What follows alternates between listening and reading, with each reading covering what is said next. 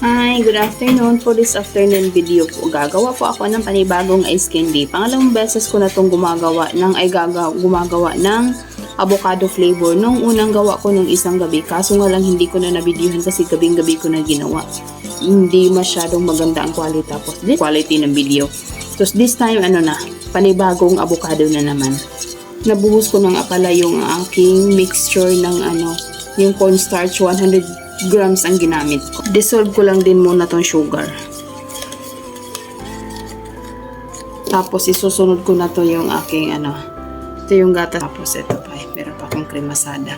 And then, ang avocado na dambuhala. Tagay lang ako ng food color. Tansya-tansya ko na lang itong ginawa ko. Halos kabisado ko naman na.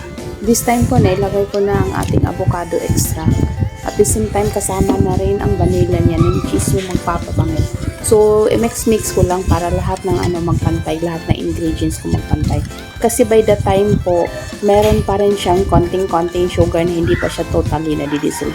Pero anyway, paglagay ko niyan sa pan, madidissolve din naman yan. Sabay-sabay ko na yan. Kilo nga pala yung nilagay ko na sugar para mas matamis talaga kasi yun ang gusto dito sa area namin na matamis talaga. May kasama na ding vanilla. Mix lang natin, continuous lang ang pag-mix nito kasi medyo malakas-lakas ang apoy na ginamit ko. After 30 minutes of mekos po, ito na po. Ito na siyang ito na itsura niya. Itong quality na yung hinahanap ko. Para pag napnat natin, gaya ng sabi ko, nakasanayan ko na kasi na ito yung magluluto ng ice candy. Ganito talaga yung proseso ko. Although na pwede din namang diretsuhin. Kaso nga lang, medyo ISO nga lang. Tapos ito yung nakasanayan ko na talaga yung para quality na ice candy pa. Pure talaga na avocado fruit. Tsaka ko na siya i-slice mamaya pagka pabalot na to. Hindi pwedeng isama ko siya dito na mainit pa. Mag-iba kasi ang texture niya, mag-iba din kasi ang taste niya. So, hindi advisable. Isa lang ko to sa apoy, mga 30 minutes.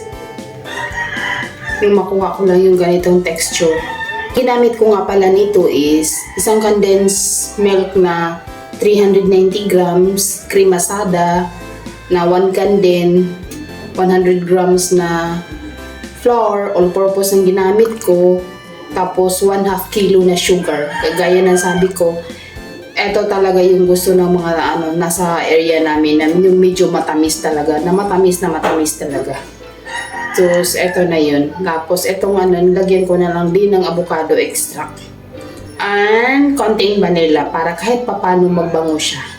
Para yung aroma niya ba. Ayan lapot na. So, buong araw ako mag-ice candy bukas. Ibang flavor naman yung gagawin ko. Kasi ngayon, ito na lang yung huling avocado ang meron ako. So, hanap ako sa palengke kung ano yung pwede Although meron na akong nabili, pero titignan ko lang kung ano pa ibang pwede.